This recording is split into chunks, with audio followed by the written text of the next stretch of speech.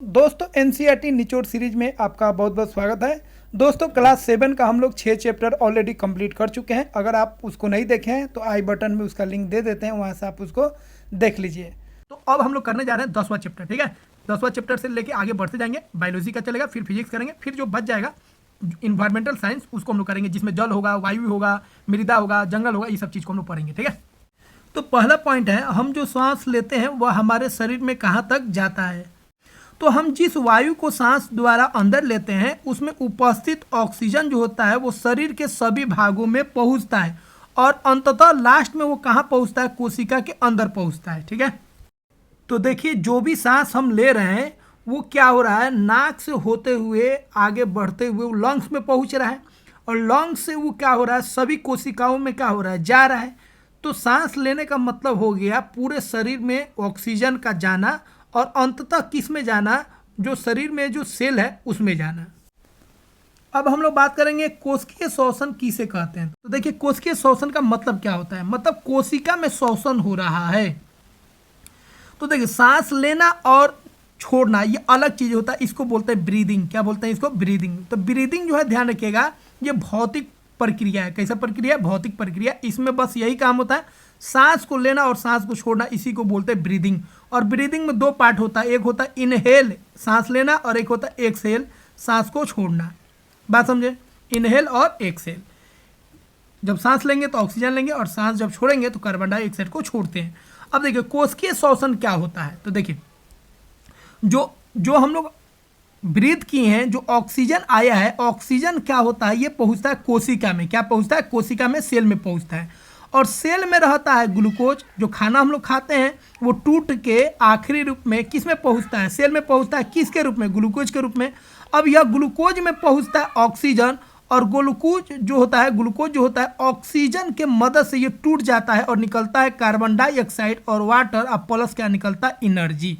और यही एनर्जी से सारा काम हम लोगों का होता है। बात समझे। तो कोशिकीय श्वसन वह प्रक्रिया होता है जिसके माध्यम से कोशिकाएं क्या करती हैं, ऑक्सीजन का उपयोग करके ग्लूकोज मतलब शर्करा को क्या करती हैं, विखंडित करती हैं, तोड़ती हैं, जिससे क्या मिलता है, ऊर्जा मिलता है। ऊर्जा के साथ साथ कार्बन डाइऑक्साइड मिलता है और क्या मिलता है, जल मिलता है, जिसको हम लोग H2O भी बोलते हैं। बात समझ में आया। तो कोशिकीय श्वसन का सिंपल मतलब हो गया, यह एक ऐसी प्रक्रिया होती है जिसमें कोशिका जो होता है ग्लूकोज को तोड़ता है। ग्लूकोज को तोड़ता है किसके मदद से, ऑक्सीजन के मदद से। और इसके तोड़ने से, ग्लूकोज के टूटने से क्या बनता है, तो ऊर्जा निकलता है। और क्या बनता है, कार्बन डाइऑक्साइड, और क्या बनता है, वाटर। बात समझ में आया। इसी को बोलेंगे कोशिकीय श्वसन। तो ध्यान रखिएगा रेस्पायरेशन अलग होता है और ब्रीथिंग अलग होता है। ब्रीथिंग का मतलब होता है सांस लेना और छोड़ना, और रेस्पायरेशन जो होता है ये पूरा प्रक्रिया, ग्लूकोज का पूरी टूटना ऑक्सीजन की उपस्थिति में, इसी को हम लोग बोलेंगे रेस्पायरेशन बोलेंगे। बात समझे। तो रेस्पायरेशन ध्यान रखिएगा एक केमिकल प्रोसेस होता है, इसमें क्या निकलता है, एनर्जी निकलता है और कुछ प्रोडक्ट भी बनता है। अब आगे देखेंगे रेस्पायरेशन का मतलब हो गया ग्लूकोज का टूटना, और ग्लूकोज को देखेंगे हम लोग ऑक्सीजन की उपस्थिति में भी टूट सकता है और ऑक्सीजन अगर न रहे तो भी टूट सकता है। तो आगे हम लोग पढ़ेंगे। बात समझे। तो रेस्पायरेशन का सिंपली मतलब हो गया ग्लूकोज का टूटना। ठीक है, और ये दो तरीके से टूटेगा, आगे हम लोग पढ़ेंगे। एक ऑक्सीजन की उपस्थिति में और एक होगा ऑक्सीजन की अनुपस्थिति में। और ब्रीदिंग का मतलब सिंपल हो गया सांस लेना और सांस छोड़ना। तो रेस्पायरेशन जो है एक केमिकल प्रोसेस हो गया, एक रासायनिक प्रक्रिया हो गया। ठीक है, आगे बढ़ते हैं। दोस्तों यह पॉइंट अगर आपको समझ में आ गया तो एक लाइक ठोकिए, और चैनल को सब्सक्राइब नहीं किए तो जरूर सब्सक्राइब कीजिए। कहे कि भैया इस तरह कोई नहीं मिलेगा, पूरे यूट्यूब पर हम बोल रहे हैं इस तरह का कोई नहीं पढ़ाया है। सब लोग बस एनसीईआरटी उठाया है और रीड आउट किया है, रीडिंग दिया है, समझाया नहीं है। ठीक है, यहाँ पे आपको अलग तरीके से एक नोट्स के फॉर्म में पूरा हम बनाए हैं और पूरा चीज़ को समझा रहे हैं डायग्राम के द्वारा और कॉन्सेप्ट के द्वारा। इसलिए दोस्तों लाइक और सब्सक्राइब तो बनता है। अब देखिए कोशिकीय श्वसन जो होता है सभी जीव में होगा। तो सभी जीव का जितना भी कोशिका होता है, सभी कोशिका में कोशिकीय श्वसन होता है। अगर कोशिकीय श्वसन नहीं होगा तो सेल डेड हो जाएगा। जब सेल डेड हो जाएगा तो हमारा भी डेथ हो जाएगा। ठीक है, अगला है कोशिकीय श्वसन कितने प्रकार के होते हैं। तो बता दिए कोशिकीय श्वसन जो होते हैं दो प्रकार के होते हैं। ठीक है, कोशिकीय श्वसन का सिंपल मतलब हो गया ग्लूकोज का टूटना। किसका टूटना, ग्लूकोज का टूटना। ठीक है, ग्लूकोज का टूटना ध्यान रखिए। ग्लूकोज का टूटना को हम लोग क्या बोलते हैं, श्वसन बोलते हैं, कोशिकीय श्वसन बोलते हैं। अब ग्लूकोज का जो होगा टूटना वो दो तरह का है, एक ऑक्सीजन की उपस्थिति में और एक होगा ऑक्सीजन की अनुपस्थिति में। बात समझे। अब देखिए ऑक्सीजन की उपस्थिति में अगर ग्लूकोज टूटेगा तो उसको बोलेंगे वायवीय श्वसन। क्या बोलेंगे? वायवीय श्वसन, जिसको इंग्लिश में बोलेंगे एरोबिक। क्या बोलेंगे? Aerobic respiration. ठीक है। और बिना ऑक्सीजन मतलब ग्लूकोज टूटेगा किसके उपस्थिति में? बिना ऑक्सीजन की उपस्थिति में, तो उसको हम लोग बोलेंगे अवायवीय श्वसन, जिसको बोलेंगे एनएरोबिक रेस्पिरेशन। बात समझे? इस बात को ध्यान रखिएगा, ऑक्सीजन की उपस्थिति में अगर ग्लूकोज टूटता है तो उसको बोलेंगे वायवीय श्वसन, और ऑक्सीजन के अनुपस्थिति में अगर ग्लूकोज टूटता है तो उसको बोलेंगे एनएरोबिक रेस्पिरेशन, जिसको हिंदी में बोलेंगे अवायवीय श्वसन। समझ में आया? तो अब बात कर लेते हैं जे वायवीय श्वसन कहां पर होगा और अवायवीय श्वसन कहां पर होगा। ठीक है। तो देखिए, हमारे बॉडी में दो तरह का श्वसन होता है। ऑक्सीजन की उपस्थिति में भी रेस्पिरेशन हो सकता है और ऑक्सीजन न रहे तब भी हो सकता है, लेकिन केस अलग अलग होता है। ठीक है, उसको हम लोग समझेंगे। ठीक है। तो देखिए, एक चीज का ध्यान रखना है आपको, बॉडी वाला जो हम बताने जा रहे हैं। ठीक है। तो हमारे शरीर में जो रेस्पिरेशन हो रहा है दो तरीके से होगा, एक वायवीय श्वसन भी होगा और एक अवायवीय श्वसन भी होगा। ठीक है। अब ध्यान रखिएगा, वायु श्वसन अगर होगा तो जो प्रोडक्ट बनेगा वो बनेगा कार्बन डाइऑक्साइड, प्लस बनेगा H2O और प्लस बनेगा एनर्जी निकलेगा। ठीक है। और अवायवीय श्वसन होता है मतलब ऑक्सीजन इसमें नहीं है और इसमें क्या है? ऑक्सीजन है। तो ऑक्सीजन अगर नहीं होगा तो ग्लूकोज जो टूटेगा, दोनों में ग्लूकोज टूट रहा है, एक ऑक्सीजन की उपस्थिति में और एक ऑक्सीजन के अनुपस्थिति में। ठीक है। तो ऑक्सीजन अगर नहीं रहेगा तो ग्लूकोज टूटेगा, वो किस में टूटेगा? या तो वो टूटेगा लैक्टिक एसिड में या वो टूटेगा इथेनॉल में। याद रखिएगा, बताएंगे दोनों अलग अलग केस। अब प्लस क्या निकलेगा इसमें? इसमें जो है जल नहीं निकलेगा लेकिन कार्बन डाइऑक्साइड निकलेगा। अब प्लस क्या निकलेगा? एनर्जी। तो देखिए, ग्लूकोज टूट रहा है तो एनर्जी तो पक्का निकलेगा। बात समझे? लेकिन अगर ऑक्सीजन की उपस्थिति में है तो जल निकलेगा, लेकिन ऑक्सीजन की अनुपस्थिति में हो रहा है ग्लूकोज का टूटना, तो उसमें क्या निकलेगा? उसमें आपका लैक्टिक एसिड या इथेनॉल निकलेगा, जल नहीं निकलेगा। ध्यान रखिएगा। ठीक है। तो देखिए, यहाँ पे एक इक्वेशन है, ग्लूकोज है, यह ऑक्सीजन की उपस्थिति में टूट रहा है तो जल बन रहा है, कार्बन डाइऑक्साइड बन रहा है, प्लस एनर्जी बन रहा है। ये हमारे बॉडी में होता है। ठीक है। और बिना ऑक्सीजन वाला भी होता है, आगे आपको बताएंगे। एक है ग्लूकोज टूट रहा है बिना ऑक्सीजन के, तो ग्लूकोज बिना ऑक्सीजन के टूटेगा तो क्या बनेगा? इथेनॉल बनेगा। अब प्लस क्या बनेगा? Carbon dioxide. लेकिन यही हमारे बॉडी में जब जाएगा तो इथेनॉल नहीं बनेगा, लैक्टिक एसिड बनेगा, जो आगे आपको बताएंगे। ठीक है। तो देखिए, ग्लूकोज का टूटना किस में टूटा? इथेनॉल में। अब प्लस किस में? Carbon dioxide. ये किस में होता है? ईस्ट में। किस में होता है? ईस्ट। तो ईस्ट में बिना ऑक्सीजन के रेस्पिरेशन होता है, मतलब अवायवीय श्वसन होता है। किसमें? ईस्ट में। और ईस्ट जो क्या करता है? ग्लूकोज को तोड़ देता है किसमें? इथेनॉल में और कार्बन डाइऑक्साइड में। और ये जो शराब होता है, दारू जो होता है, उसको बनाने में ईस्ट बहुत बड़ा योगदान देता है। ठीक है। या रोटी को फुलाने में, जो बेकरी वाला जो रोटी होता है, पाव रोटी होता है, उसको फुलाने में भी ईस्ट का बहुत बड़ा रोल होता है, क्योंकि यह निकालता है कार्बन डाइऑक्साइड।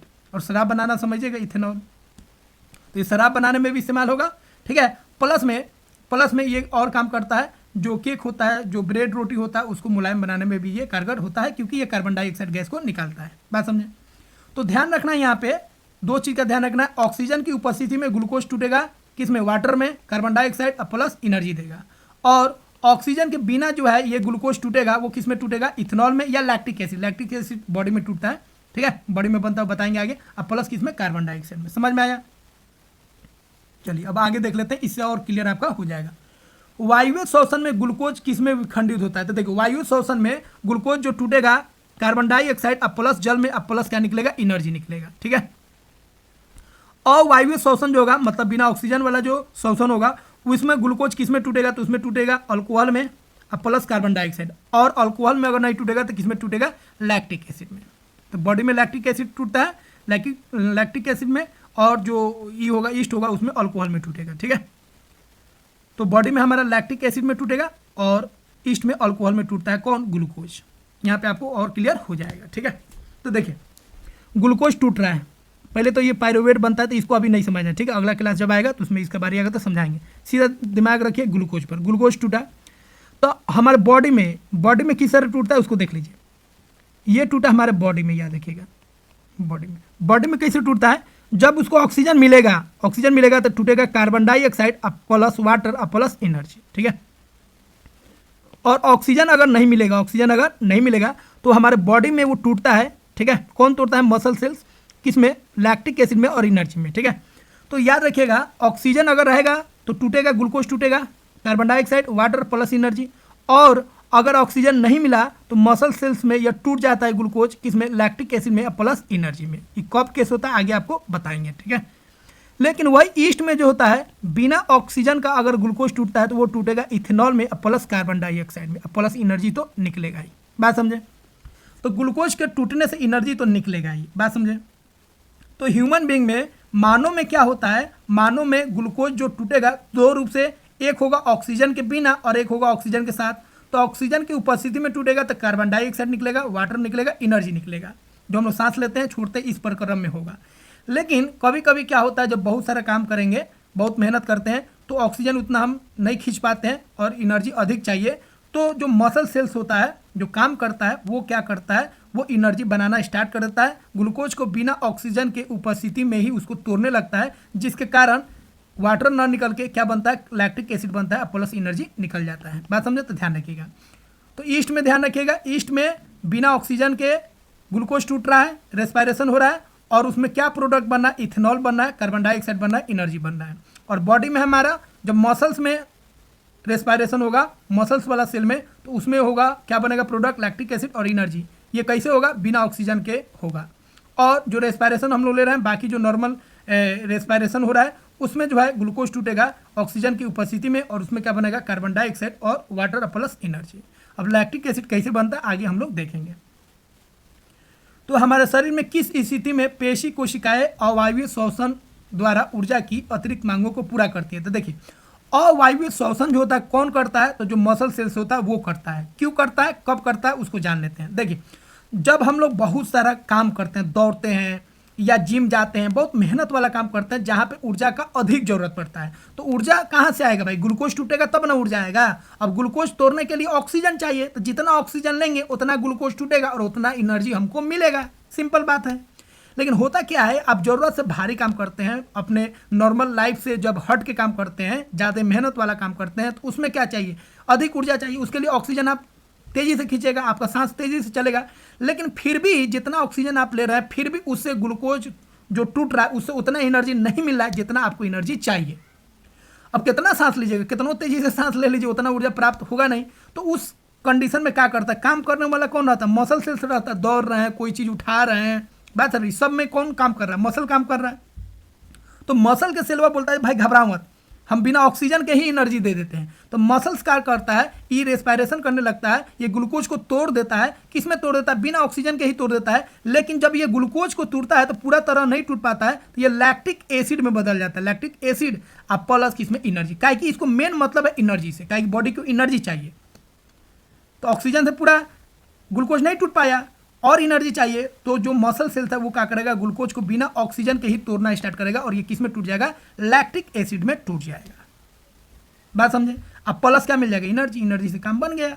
अब दिक्कत क्या है, ये लैक्टिक एसिड जो है ये मसल्स में क्या करेगा, मतलब जिस मसल से काम कीजिए, माने हाथ से काम कर रहा है तो हाथ में जमा हो जाएगा, पैर से काम कर रहा है तो पैर में हो जाएगा। पूरा बॉडी आपका एक्सरसाइज कर रहा है, पूरा बॉडी से आप वर्क कर रहे हैं, तो क्या होगा, बॉडी में जहाँ जहाँ मसल्स होगा वहाँ पे क्या होगा, वहाँ पे ऐंठन पैदा करेगा, वहाँ पे जम जाएगा। खासतौर पे ये पैर में होता है, पीठ में होता है, उसके बाद आपका हाथ में होता है, मसल्स जहाँ पे है वहाँ पे रहेगा।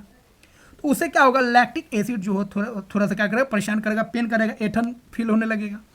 अब इसका इलाज भी है। जब लैक्टिक एसिड बॉडी में जमा हो जाता है, बहुत सारा वर्क कर रहे हैं, दौड़ रहे हैं, ठीक है, कोई चीज़ उठा ली है, थक गए, अब पूरा पैर हाथ दर्द करने लगता है, तो उसका इलाज क्या है, उसका इलाज है पैर को जाती है, मालिश कीजिए या गर्म पानी से नहा लीजिए। तो उसमें क्या होगा, ब्लड का सर्कुलेशन तेजी हो जाएगा। ब्लड का सर्कुलेशन जैसे तेजी होगा तो लैक्टिक एसिड जो है फिर अपने औकात में आ जाएगा, फिर ये टूट जाएगा और टूट के ये H2O प्लस कार्बन डाइऑक्साइड में बदल जाएगा।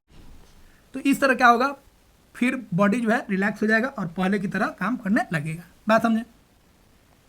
तो यहाँ पे आपको बता दिए हैं, जब हम बहुत मेहनत करते हैं, जैसे दौड़ते हैं या भारी वजन को उठाते हैं, इसमें अधिक ऊर्जा की आवश्यकता होती है। लेकिन ऊर्जा उत्पन्न करने के लिए हमारा शरीर को ऑक्सीजन की आपूर्ति सीमित होती है। आप अधिक से अधिक ऑक्सीजन नहीं ले सकते हैं, आपका दर बढ़ सकता है, ऑक्सीजन थोड़ा बढ़ेगा लेकिन उतना नहीं बढ़ेगा जितना आपको एनर्जी चाहिए, ठीक है। ऐसी स्थिति में पेशी कोशिकाएं क्या करती हैं, अवायवीय श्वसन, मतलब बिना ऑक्सीजन का श्वसन आरंभ करती हैं, द्वारा ऊर्जा की अतिरिक्त मांग को, जो एक्स्ट्रा मांग है उसको क्या करते हैं, पूरा करती हैं, ठीक है। अधिक व्यायाम करने से पेशियों में ऐंठन क्यों होता है, तो उसका कारण आपको बता दिए। अधिक व्यायाम करने से क्या होगा, हमारे पेशियों में अवायवीय श्वसन होता है, कहीं ऊर्जा का अधिक जरूरत है। इसके कारण क्या होगा, ग्लूकोज जो होगा टूटेगा किस में, लैक्टिक अम्ल में टूटेगा, ठीक है। और जिसके कारण पेशियों में क्या होगा, ऐंठन हो जाएगा। हमारे शरीर में ऐंठन किस अम्ल के कारण होता है, लैक्टिक अम्ल के कारण होता है। जैसे यहाँ पे देखिए भाई साहब कितना तेजी से दौड़ रहे हैं, अब खूब दौड़ेंगे तो इनके इसमें क्या होगा, पेन होगा, ठीक है, बॉडी में पेन होगा। किसके कारण हो रहा है, लैक्टिक एसिड के कारण, ठीक है। ये मोहतरमा को देखिए, ये वर्जिश कर रही हैं, जिम में जा रही हैं, एक्सरसाइज कर रही हैं, डंबल उठा रही हैं, ठीक है। ये तो डंबल नहीं है, अब इसका नाम क्या हम नहीं जानते, आप ही बताइएगा, ठीक है। मोहतरमा का नाम नहीं बोलना है, ये जो है ये इसको बोलना है, ठीक है। इसका नाम हम नहीं जानते भाई। तो जो भी हो, जो भी एक्सरसाइज कर रहे हैं उसे क्या होगा, इनको थकावट होगा, पेन होगा। जैसे देखिए नीचे ही देखिए यहाँ पे पेन होने लगा, ये किसके कारण हो रहा है, लैक्टिक एसिड के कारण हो रहा है। तो इनको पता नहीं होगा। अब इसका इलाज क्या है भाई, इसको कोई दबाएगा, ठीक है, प्यार से दबाएगा या जिस तरह भी दबाओ भाई, लेकिन दबना चाहिए। ये दबेगा या इस पर क्या होगा, थोड़ा मालिश कर दो, ठीक है, सहला दो, या क्या करो, अगर कोई नहीं है तो इसमें थोड़ा सा गर्म पानी उतना नहीं जल जाए, हल्का गर्म पानी उस पर क्या कीजिए, सेकिए। सेकने से क्या होगा, लैक्टिक एसिड टूट जाएगा और कार्बन डाइऑक्साइड और वाटर में बदल जाएगा, फिर ये जो दर्द है खत्म हो जाएगा, ठीक है। दिल का दर्द तो है नहीं जो खत्म नहीं होगा, ये लैक्टिक एसिड वाला दर्द है तो खत्म हो जाएगा, ठीक है।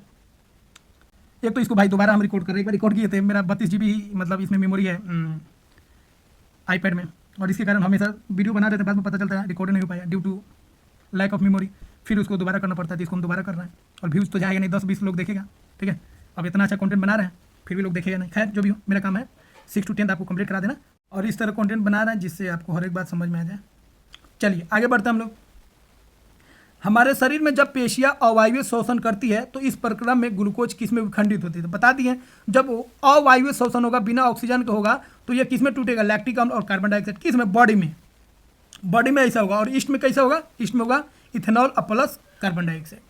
गर्म पानी से स्नान करने अथवा शरीर की मालिश करने पर हमें मांसपेशियों में हुए ऐंठन से आराम क्यों मिलता है, आपको बता दिए। जैसे यहाँ पे देखिए मालिश हो रहा है पैर और का, इसमें लैक्टिक एसिड जमा हो गया था, पैर और का मालिश करने से क्या होगा, थकावट दूर हो जाएगा क्योंकि लैक्टिक एसिड टूट जाएगा, ठीक है। अब इनको देख लीजिए, ये मोहतरमा को देख लीजिए, पैर को जात रहे हैं, इसको पैर जताई या देह जताई जो भी बोल लीजिए, पैर जत रहा है, उसी तरह देह जतवाया जाता है। तो इससे क्या होता है, लैक्टिक एसिड जो होता है वो टूट जाता है कार्बन डाइऑक्साइड में, और बॉडी क्या हो जाएगा, रिलैक्स हो जाएगा, ठीक है। बात समझे, चलिए हो गया, ज़्यादा मत जाती है नहीं तो बच्चा सब यहाँ पे। चलिए इनको देखिए, इनका भी पैर उठ जाता है, ठीक है। तो इस तरह का होगा, लैक्टिक एसिड टूट जाएगा। अगला है श्वसन या सांस लेने का अर्थ क्या है। तो देखिए श्वसन या सांस लेने का मतलब हो गया ऑक्सीजन को लेना और कार्बन डाइऑक्साइड को बाहर करना, ऑक्सीजन को लेना और कार्बन डाइऑक्साइड को बाहर करना, सांस लेने का जो काम है उसी को हम लोग बोलते हैं श्वसन। तो श्वसन का मतलब होता है ऑक्सीजन से समृद्ध वायु को खींचना और कार्बन डाइऑक्साइड समृद्ध को क्या करना, बाहर करना, ठीक है। ऐसे हवा को लेना जिसमें ऑक्सीजन है और ऐसे हवा को छोड़ना जिसमें कार्बन डाइऑक्साइड है, उसी को हम लोग क्या बोलेंगे, श्वसन बोलेंगे। सिंपली समझ लीजिए, सांस को लेना और सांस को बाहर करना, उसी को बोलेंगे श्वसन। और लेते क्या है ऑक्सीजन, छोड़ते क्या है कार्बन डाइऑक्साइड, ठीक है। अंतःश्वसन किसे कहते हैं, तो अंतःश्वसन किसे बोलेंगे भाई, जो ऑक्सीजन हम ले रहे हैं उसको अंतःश्वसन बोलेंगे, ठीक है। तो ऑक्सीजन से समृद्ध वायु को जो शरीर के अंदर ले रहे हैं उसको हम लोग क्या बोलेंगे, अंतःश्वसन। यह एक सतत प्रक्रिया होता है, हमेशा जब तक आप जिंदा है, जब तक आपको सांस लेते रहना है, और लेते क्या रहना है, ऑटोमेटिक वो सांस लेते रहता है, ठीक है। तो इसके लिए आपको दिमाग नहीं दौड़ाना है, जो सांस लिए हैं कि नहीं लिए हैं, वो ऑटोमेटिक आपका सांस लिया जाता है। तो दिमाग जब पढ़ाएंगे तो उसमें आपको समझ में आएगा ये दिमाग 2 तरह का काम करता है, ठीक है। कुछ काम हम लोग को करना पड़ता है, कुछ काम ऑटोमेटिक होते रहता है। अब आते हैं उच्छ्वसन किसको बोलते हैं, सांस छोड़ने की जो प्रक्रिया होता है उसको क्या बोलेंगे, उच्छ्वसन बोलेंगे।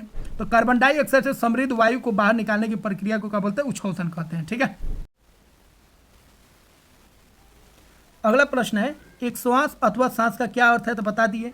एक सांस को लेना और छोड़ना उसी को हम लोग क्या बोलते हैं, श्वास बोलते हैं या सांस बोलते हैं, ठीक है। तो अंतःश्वसन और उच्छ्वसन को हम लोग क्या, दोनों को मिला के क्या बोलेंगे, श्वास। अंतःश्वसन और उच्छ्वसन जो होते हैं दोनों एक साथ होते हैं, एक बार सांस लीजिएगा, एक बार छोड़िएगा, एक बार छोड़िएगा तो एक बार लीजिएगा, ठीक है। श्वसन दर किसे कहते हैं, तो 1 मिनट में आप कितने बार सांस को लिए, ठीक है, मतलब छोड़े कितना बार लिए, उसी को हम लोग बोलेंगे श्वसन दर बोलेंगे। तो कोई व्यक्ति 1 मिनट में जितनी बार श्वसन करता है उसी को हम लोग क्या बोलेंगे, श्वसन दर।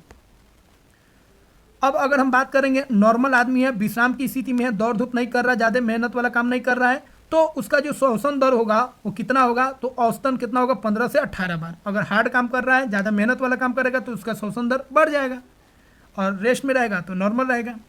हम सांस कैसे लेते हैं, तो सांस कैसे लेते हैं भाई, तो हम अपने नाखूनों से, जो नाक होता है उसे सांस लेते हैं, वायु क्या लेते हैं, अंदर लेते हैं, जो नासा गुहा में चली जाती है, फिर नासा गुहा से क्या होता है, वायु सांस नली से होकर हमारे फेफड़ों में पहुंच जाती है। बात समझे, और फेफड़ों से ब्लड के रास्ते क्या होता है, सेल में सब पहुंच जाता है। ठीक है, फेफड़े हमारे शरीर में कहाँ रहते हैं, तो फेफड़े जो होते हैं ये वक्ष गुहा में रहते हैं। वक्ष गुहा क्या होता है आपको बता दिए।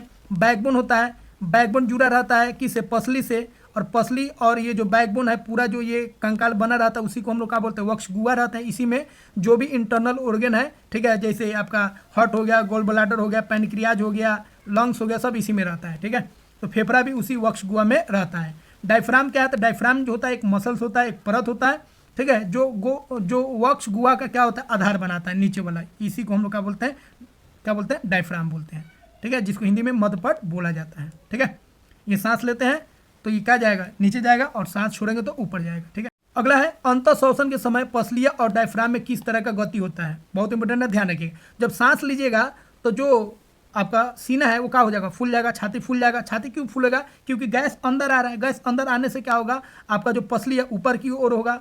पसली तो ऊपर की ओर आएगा, लेकिन डायफ्राम जो है वो नीचे की तरफ चल जाएगा, ध्यान रखिएगा। ठीक है, तो जब सांस हम लेते हैं तो पसली क्या जाएगा, ऊपर जाएगा, और डायफ्राम जो है नीचे आएगा, जिससे अधिक से अधिक पसली फैलेगा और वायु जो होगा अधिक से अधिक आएगा। ठीक है, तो अंत श्वसन के समय पसलियाँ ऊपर की ओर बाहर की ओर गति करती हैं, जबकि डायफ्राम नीचे की ओर गति करता है, जिससे हमारी वक्ष गुहा का आयतन बढ़ जाता है और अधिक से अधिक वायु हमारे फेफड़ों में भर जाता है।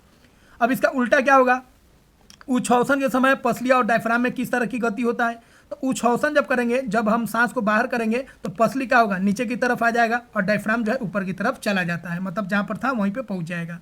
उच्छ्वसन के समय में पसलिया जो होता है नीचे की ओर आ जाती है, जबकि डायफ्राम ऊपर की ओर अपना पूर्व स्थिति में पहले जिस तरह था उस तरह आ जाता है। इससे वक्ष गुहा का आयतन कम हो जाता है, और कम होने से हवा जो होता है शरीर के अंदर जो लंग्स में है, फेफड़ा में, वो हवा बाहर निकल जाता है। अब देखिए अगला पॉइंट है, हमें छींक कब आती है, छींक कब आता है। तो देखिए जब हम सांस लेते हैं ना, तो सांस में बहुत सारा धुलकन भी हमारे नाक में आ जाता है। नाक में आएगा तो नाक में क्या होता है, बाल होता है, बाल उसको क्या करेगा, रोक देगा। लेकिन कभी कभी क्या होता है, बाल को भी क्रॉस करके आगे तक पहुंच जाता है, यहाँ तक पहुंच जाता है, और यहाँ पे तो बाल है नहीं, यहाँ पे तो बाल है नहीं। इसको बोलते हैं नासा गुहा। क्या बोलते हैं, नासा गुहा, नेजल पैसेज बोलते हैं, कैविटी बोलते हैं इसको, नासा गुहा। और यहाँ बाल बोलता है नहीं, ठीक है, यहीं पे म्यूकस निकलता है। अब यहाँ पे क्या करे, इरिटेट करेगा, और इरिटेट करेगा तो क्या होगा, छींक आएगा, छींक आने से क्या होगा, ये कण जो है बाहर निकल जाएगा। ठीक है, तो जब हम अंत श्वसन करते हैं तो वायु में उपस्थित अवांछित कण हमारे नासा गुहा में उपस्थित रोमन में फंस जाते हैं। रोमन मतलब बाल में फंस जाते हैं।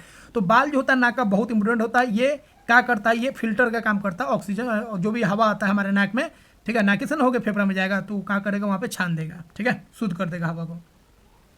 कभी कभी ऐसे कण नासा गुहा के पार चले जाते हैं। गुहा की कोमल परत जो होता है वो उत्तेजित हो जाती है, जिसके परिणाम स्वरूप हमें छींक आती है। छींक से वो बाहर निकल जाता है। छींकने से अवांछित कण वायु के साथ बाहर निकल जाते हैं। इस प्रकार केवल स्वच्छ वायु हमारे शरीर में प्रवेश कर पाते हैं। ठीक है, अब अगला इंपॉर्टेंट चीज़ है, ध्यान रखिएगा।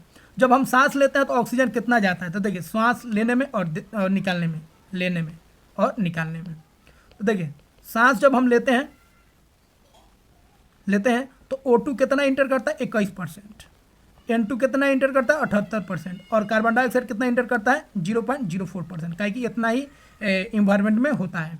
लेकिन निकालते कितना आता है, देखिए ऑक्सीजन 21% गया और 4% ही खर्च हो जाता है किसमें, कार्बन डाइऑक्साइड में। तो कार्बन डाइऑक्साइड बन गया 4.4%। ऑक्सीजन बदल गया, रेस्पिरेशन में क्या होता है, कार्बन डाइऑक्साइड निकलता है, तो ऑक्सीजन ये बदल गया किसमें, कार्बन डाइऑक्साइड में, ग्लूकोज के माध्यम से। ठीक है, और अब ऑक्सीजन कितना मिलेगा, तो ये तो चल गया कार्बन डाइऑक्साइड में 16.4%। और नाइट्रोजन में कोई परिवर्तन नहीं हुआ, 78% लिए थे, 78% ही निकलेगा। तो ध्यान रखिए, बहुत इंपॉर्टेंट है। ठीक है, O2 लिए कितना, 21, बाहर कितना निकलेगा, 16.4%। ठीक है, तो यहाँ पे ध्यान रखिएगा। ठीक है, एक वीडियो देख लीजिए पहले छींक वाला। हाँ, तो बोलेगा छींक क्या होता है, देखिए, हाँ, इसी को छींक बोला जाता है। ठीक है, समझ गया, हो गया ना, बस बस बस बस बस, ज़्यादा मत छींकिए। चलिए, ठीक, समझ गया। तो ये चीज़ जो है, जब हवा आप ले रहे हैं तो इसमें तीनों चीज़ जाएगा। ठीक है, और हवा छोड़ेगा तो ये तीनों चीज़ निकलेगा, तो O2 कम हो जाएगा और CO2 का होगा, बढ़ जाएगा। क्या कि O2 जो है किस में बदल जा रहा है, CO2 में। किसके माध्यम से, जो रेस्पिरेशन हम लोग पढ़ते हैं उसके माध्यम से। ठीक है, तो यहाँ पे क्या ध्यान रखना है, जो नाक में कोई फिल्टर नहीं होता है, जो हवा लीजिएगा मतलब पूरा एयर गया और ऑक्सीजन को ही लेगा, नहीं, पूरा एयर जाता है कहाँ तक, लंग्स तक। याद रखिए, लंग्स तक पूरा जाता है। लेकिन वहाँ पे जब ब्लड आएगा, ब्लड जब खींचेगा तो सबको नहीं खींचेगा, क्योंकि ब्लड में क्या होता है, आयरन, और आयरन को लगा होता है ऑक्सीजन को, तो ऑक्सीजन को लेगा, बाकी सबको नहीं लेगा। तो ऑक्सीजन को लेगा, तुरंत उसको कार्बन डाइऑक्साइड में बदल देगा रेस्पिरेशन के द्वारा। ठीक है, तो वहाँ से कार्बन डाइऑक्साइड निकल जाता है। तो बहुत ये फास्ट प्रक्रिया होता है, इसलिए पता नहीं चलता है, ठीक है। लेकिन वही ऑक्सीजन के साथ साथ अगर इसको कार्बन मोनोऑक्साइड आ जाए तो ये जो है ना बहुत बेवफा होता है। ऑक्सीजन होगा तो इसके साथ रहेगा, ऑक्सीजन के साथ अगर या ऑक्सीजन के इन्वायरमेंट में अगर कार्बन डाइऑक्साइड मिल गया, आसपास अगर धुआं हुआ आ रहा है कार्बन मोनोऑक्साइड वाला, कार्बन डाइऑक्साइड नहीं कार्बन मोनोऑक्साइड, तो आसपास अगर ऑक्सीजन भी है कार्बन मोनोऑक्साइड भी है तो ये क्या करता है, ऑक्सीजन को छोड़कर कार्बन मोनोऑक्साइड को ले लेता है और ये जहरीला होता है, इससे मृत्यु भी हो सकता है। तो 21% ऑक्सीजन लिया, 0.4% कार्बन डाइऑक्साइड लिया और छोड़ा कितना, 16.4% ऑक्सीजन छोड़ा और 4.4% क्या छोड़ा, कार्बन डाइऑक्साइड। श्वास रंध्र किसे कहते हैं, तो देखिए कीट इस सब में क्या होता है, छोटा छोटा उसकी स्किन में क्या होता है, छिद्र होता है, उसी छिद्र को हम लोग क्या बोलेंगे, श्वास रंध्र। तो कीट जो सांस लेता है ना, इसी रंध्र द्वारा, इसी छिद्र द्वारा क्या करता है, सांस को लेता है। और जो हवा जाता है वो एक नली में जाता है जिसको हम लोग बोलते हैं श्वास प्रणाल। क्या बोलते हैं, श्वास प्रणाल। तो कीटों के शरीर के पार्श्व भाग में छोटे छोटे छिद्र होते हैं जिसे हम लोग क्या बोलते हैं, श्वास रंध्र बोलते हैं। श्वास प्रणाली या वातक किसे कहते हैं, तो कीटों में गैस का जो एक्सचेंज होता है, विनिमय होता है, उसके लिए वायु नलिया का जाल बिछा होता है। इसी वायु नलिया जो होता है इसी को हम लोग क्या बोलते हैं, श्वास प्रणाल बोलते हैं या श्वास नली बोलते हैं या वातक बोलते हैं, ठीक है। श्वास प्रणाल में श्वसन कैसे होता है, तो देखिए ये सब कीटों में होगा, याद रखिएगा। श्वास प्रणाल जो होगा किसमें होगा, कीट में, रंध्र कीट में होता है। कीटों में समृद्ध वायु श्वास रंध्र द्वारा श्वास नालों में जाकर शरीर के ऊतकों में विस्तृत हो जाते हैं, बढ़ जाते हैं और शरीर के प्रत्येक कोशिकाओं में पहुंच जाती हैं, ठीक है। फिर वापस आएगा कार्बन डाइऑक्साइड, कार्बन डाइऑक्साइड इसी से श्वास नलों से किस में जाएगा, श्वास रंध्र द्वारा क्या होगा, बाहर निकल जाएगा, ठीक है। तो इधर हो गया श्वास रंध्र द्वारा अंदर आएगा और ये जितना भी पाइप देख रहे हैं उसको हम लोग क्या बोलेंगे, श्वास प्रणाली बोलेंगे, ठीक है। श्वास नाल अथवा श्वास प्रणाल केवल कीटों में पाया जाता है। अब देखिए केचुआ में कैसे होता है, तो केचुआ में जो श्वसन होता है वो किसके द्वारा होता है, चमड़ा के द्वारा होता है, स्किन के द्वारा होता है, ठीक है।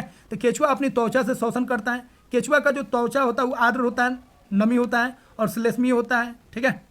इसमें गैसों का आगमन आसानी से हो जाता है।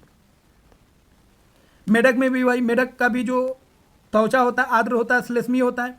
तो मेढक में दो तरह का श्वसन होता है, पानी के अंदर होगा तो वो श्वसन जो लेगा किसके द्वारा, त्वचा के द्वारा, याद रखिएगा। और जब बाहर निकलेगा तो वो फेफड़ा से सांस लेगा। तो मेढक में मानव की तरह फेफड़ा होता है, ठीक है। तो पानी में रहेगा तो किसके तरह सांस लेगा, त्वचा से सांस लेगा। और जब पानी के बाहर आएगा तो किससे सांस लेगा, फेफड़ा से सांस लेगा, ठीक है।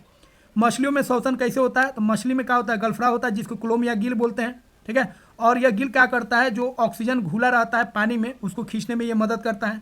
और इससे क्या होते हैं, इसे मिला रहता है, कौन मिला रहता है, रक्त वाहिनी इससे जुड़ा रहता है, रक्त वाहिनी में वो ऑक्सीजन चला जाता है। तो मछलियों में श्वसन क्लोम या गिल के द्वारा होता है, श्वसन है श्वसन, ठीक है, श्वसन। क्लोम जल में घुली ऑक्सीजन का उपयोग करने में उनकी सहायता करते हैं। क्लोम त्वचा से बाहर की ओर निकले होते हैं, ये बाहर निकला होता है। इसमें रक्त वाहिनियों की संख्या अधिक होती है जो गैस एक्सचेंज में क्या करती है, सहायता करती है। अब हम लोग पादप के बारे में जानेंगे। अगला क्वेश्चन है, पादप के कौन से अंग श्वसन करते हैं, तो ध्यान रखिएगा पादप में प्रत्येक अंग जो होता है वायु से स्वतंत्र रूप से ऑक्सीजन ग्रहण करता है। पत्ता भी करेगा, जो तना है वो भी करेगा, जो जड़ है वो भी ऑक्सीजन को लेता है और कार्बन डाइऑक्साइड को क्या करता है, बाहर करता है, ठीक है। क्या करता है, बाहर करता है। पत्तियों में उपस्थित रंध्र क्या होते हैं, तो पत्ती में उपस्थित होता है छोटा छोटा छिद्र जिसके द्वारा गैस को क्या करता है, अंदर बाहर करता है। तो पत्ती के बारे में हम लोग जान चुके हैं। पत्ती जब खाना बनाएगा तो कार्बन डाइऑक्साइड को लेगा और ऑक्सीजन को छोड़ेगा, और पत्ता जब सांस लेगा तो ऑक्सीजन को लेगा और कार्बन डाइऑक्साइड को क्या करेगा, छोड़ेगा। तो उसमें पत्ता में एक छिद्र होता है जिसको हम लोग क्या बोलते हैं, रंध्र बोलते हैं, ठीक है। तो पादप की पत्तियों में ऑक्सीजन और कार्बन डाइऑक्साइड के क्या होते हैं, कार्बन डाइऑक्साइड के एक्सचेंज के लिए छोटे छोटे छिद्र होते हैं जिससे हम लोग क्या बोलते हैं, रंध्र बोलते हैं। पौधा मृदों से कैसे ऑक्सीजन प्राप्त करता है, तो देखिए मृदा में मिट्टी में कौन होता है, जड़ होता है, ठीक है। जड़ जो होता है ऑक्सीजन लेता है। तो मूल मृदा कणों के बीच में क्या होता है, खाली स्थान होता है। ये जो मिट्टी है उसके बीच में क्या क्या है, खाली स्थान है, और खाली स्थान में क्या है, ऑक्सीजन है। और इसी ऑक्सीजन को क्या करता है, जड़ ले लेता है, ठीक है। अब होगा क्या, देखिए अब कभी कभी क्या होगा, जब आप गमला में पानी पटाइएगा पौधों के लिए तो कम पानी दीजिएगा जितना उसको चाहिए, तो ठीक है। अधिक पानी दे दीजिएगा तो जो पौधा है वो मुरझा जाता है। क्यों मुरझा जाता है उसको देख लिए। उसमें क्या होगा, जो छोटा छोटा जो पोर था, मतलब मिट्टी में जो गैप था, यहाँ पे सब क्या था, ऑक्सीजन था। अब जैसे ही पानी इसमें भरेगा, सब में पानी भर गया तो ऑक्सीजन का वो गायब हो गया। अब ऑक्सीजन गायब हो जाएगा तो जड़ जो होगा वो क्या करेगा, वो ऑक्सीजन ले ही नहीं पाएगा, तो क्या होगा, पौधा मुरझा जाएगा। यदि किसी गमले के पौधों में बहुत अधिक पानी डाल दिया जाए तो क्या होगा। किसी गमले के पौधे में बहुत अधिक पानी डाल देने से मृदा कणों के बीच जो खाली स्थान था उसमें पानी भर जाएगा, जिससे वायु अनुपस्थित हो जाएगा, जिस कारण मूल वायु से ऑक्सीजन नहीं ले पाते हैं। जो जड़ होते हैं वो ऑक्सीजन नहीं ले पाते, पौधा क्या होगा, मुरझा जाएगा। तो इस तरह आप सावधानी बरतिएगा अगर आप पौधा रोपे हैं या आपके घर में पौधा है। अधिक पानी नहीं देना, उसको ज़रूरत के हिसाब से ही पानी देना है। तो दोस्तों इस तरह हम लोग क्लास 7 का जो 10वां चैप्टर था उसको हम लोग कंप्लीट कर चुके हैं। यह वीडियो कैसे लगा कमेंट बॉक्स में आप ज़रूर बताइए। और साइंस अगर आप चाहते हैं 6 to 10 कंप्लीट करना तो आप इस चैनल को सब्सक्राइब कीजिए। और वीडियो कैसे लगा कमेंट बॉक्स में ज़रूर बताइए। आगे जो भी आप कमेंट कीजिएगा, जो भी कमी बेसी होगा उसको हम पूरा करेंगे। ठीक है, मिलते हैं दोस्तों अगले वीडियो में। जय हिंद दोस्तों।